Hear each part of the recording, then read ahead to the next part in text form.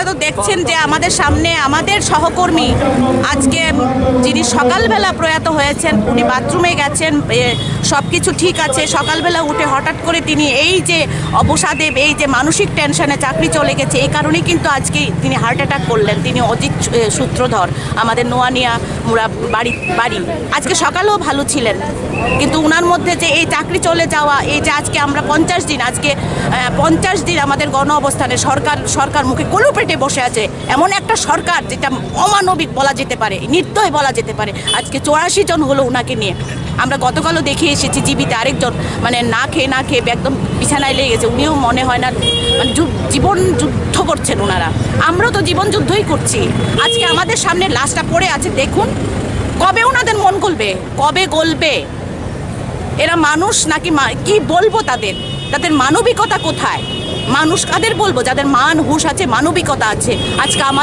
আজকে সকালবেলা উনি ভালো ছিলেন, বাথরুমেও ছিলেন, কিন্তু ওনার ভিতরে যে এই চলছে, মানে চাকরি চলে যাওয়ার পর আজকে 50 দিন চলছে, এখন পর্যন্ত সরকারের তরফ থেকে কোনো রকম সুরাহা হয়নি, সরকার পক্ষ থেকে কিছু বলা হয়নি। যেখানে মুখ্যমন্ত্রী মহাশয় বলেছেন 2-1 মাসের মধ্যে আমাদের ব্যবস্থা করবেন, চাকরির ব্যবস্থা করবেন। আর শিক্ষামন্ত্রী বারবার একের পর এক ইন্টারভিউ দাও।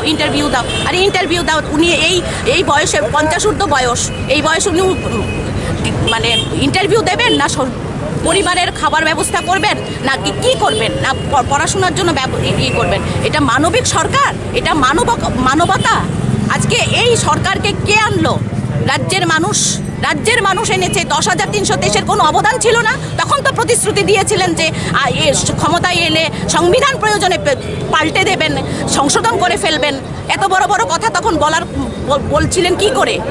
2-1 মাস আগেও আমাদের মাননীয় মুখ্যমন্ত্রী কি করে এত বড় কথা বলেন? আমাদের কথা দিয়েছিলেন 2-1 মাসের মধ্যে আমাদের স্থায়ী ব্যবস্থা করেন। তা আজকে এই অবস্থা, আজকে একটা লাশ পড়ে আছে, আমরা লাশের সামনে বসে আছি। উনি আজকে হার্ট অ্যাটাক করেছেন শুধুমাত্র এই চাকরি যাওয়ার জন্য। আর কত লাশ দেখতে চান ওনারা?